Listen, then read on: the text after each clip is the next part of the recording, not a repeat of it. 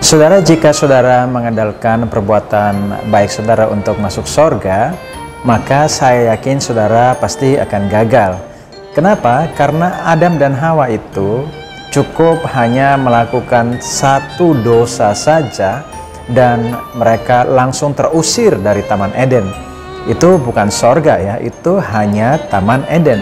Dan hanya satu dosa saja mereka harus terbuang dan terkutuk.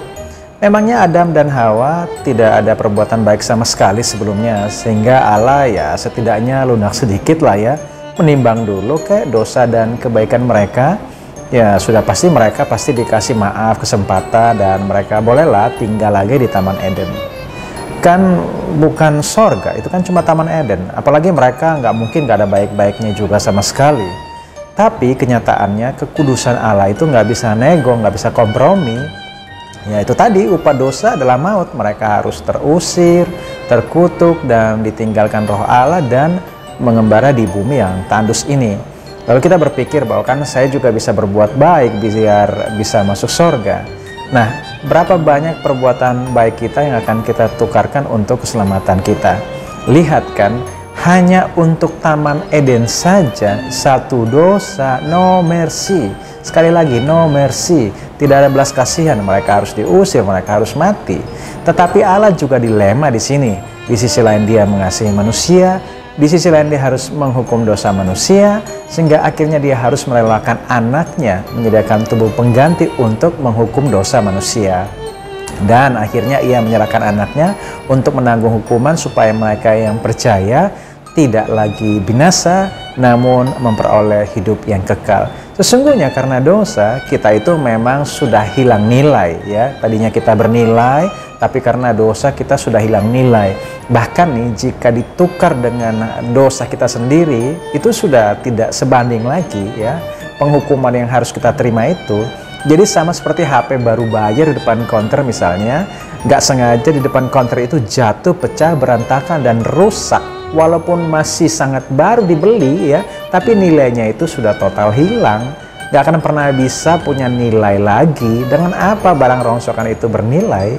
Bahkan seandainya itu tubuh yang jatuh dosa ini ditawan di neraka selamanya juga tidak akan cukup nilai, karena tidak ada untuk membayar dosa itu sendiri, sehingga dia tidak akan pernah bisa keluar dari sana. Ya orang jelas nggak bernilai, ya nggak ada modal lah untuk ditukar dengan penghukuman. Kita bersyukur sama Tuhan Yesus karena ia sebagai jaminan keselamatan dan garansi eternal atau selamanya, bahwa di dalam dia kita telah diciptakan kembali dengan nilai baru dan berlebih.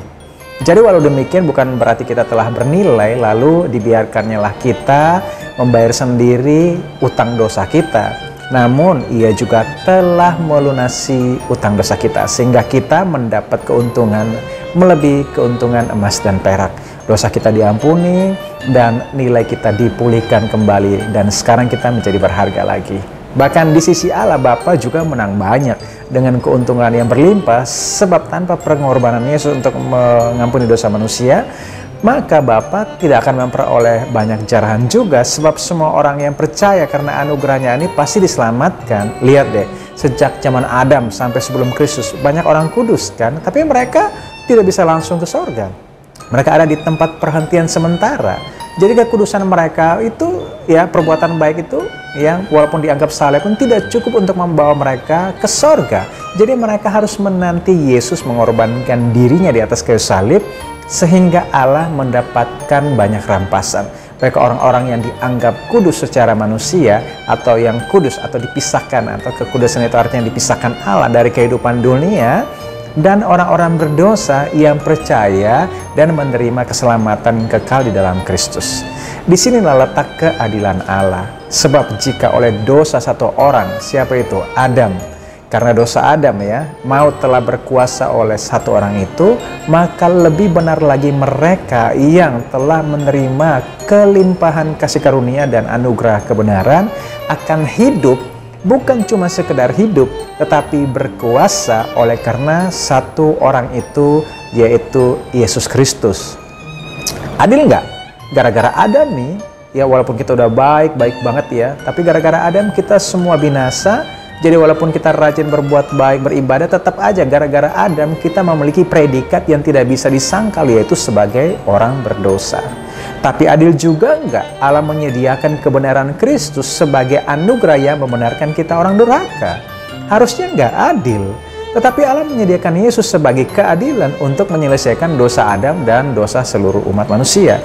Jadi ini berkat anugerah bagi kita yang tidak kita perjuangkan, tapi kita peroleh. Jadi karena kesalahan semua manusia sudah dikalkulasikan dalam pengorbanan tubuh Kristus, sehingga siapa yang percaya kepada Yesus tentu tidak akan dihukum.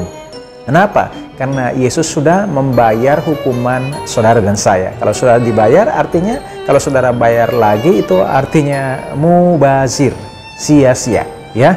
Sehingga saudara ke sorga dan melewati Taman Eden di hidupmu juga, itu bukan karena saudara telah berbuat baik, tetapi hanya berdasarkan anugerah yang kita peroleh. Dan keselamatan yang kita peroleh itu Yesus yang berjuang. Kita hanya memperoleh apa yang diperjuangkan Kristus. Kita tidak memperjuangkan keselamatan itu, tapi kita hanya memperoleh itu sebagai anugerah. Jadi bukan akarnya perbuatan baik dan buahnya anugerah keselamatan. Jangan dibalik.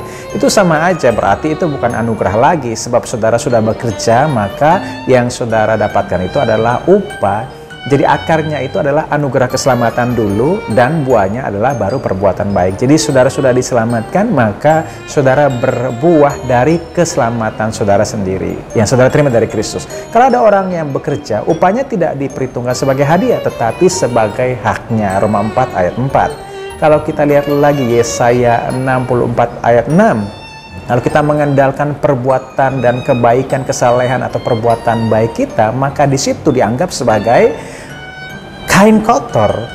Demikianlah kami sekalian seperti orang najis, dan segala kesalehan, ya. Apa itu kesalehan? Bukan kesalahan, tapi kesalehan, kebaikan, perbuatan baik itu seperti kain kotor, ya. Tapi puji Tuhan, oleh karena anugerah ini, Yesus yang telah diserahkan karena pelanggaran kita, dan ia dibangkitkan karena pembenaran kita.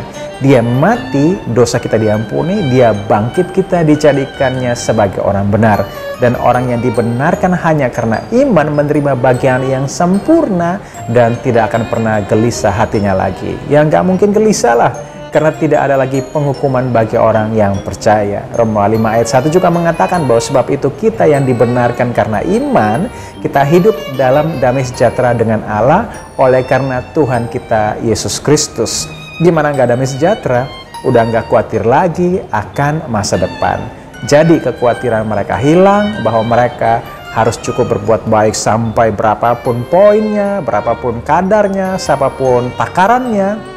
Mereka tidak tahu, karena kalau dihitung dosa satu saja, Adam harus terusir, bukan dari sorga ya, tapi dari Taman Eden. Lalu berapa banyak perbuatan baik yang harus kita suplai atau kita ukur sebanding dengan kesalahan-kesalahan kita, sama saja kita akan menuai kesia-siaan. Maka Yesus datang menyediakan dirinya sendiri sebagai jalan kepada Bapa, sebab dialah satu-satunya jalan, karena tidak ada jalan lain selain daripadanya, supaya kita beroleh keselamatan yang kekal. Jadi saudara berbuat baik itu sangat penting. Bukan tidak penting, sangat penting. Tetapi bukan untuk supaya saudara selamat, karena keselamatan itu anugerah. Tapi saudara berbuat baik karena saudara sudah terlebih dahulu diselamatkan, supaya saudara mengerjakan keluar keselamatan saudara dengan takut dan gentar, supaya orang lain bisa menikmati buah-buah dari keselamatan saudara. Supaya mereka juga percaya bahwa Yesus Kristus adalah Juru Selamat dan Tuhan bagi setiap orang yang percaya. Saya Jamie Junispa, miliki Yesus, miliki segalanya.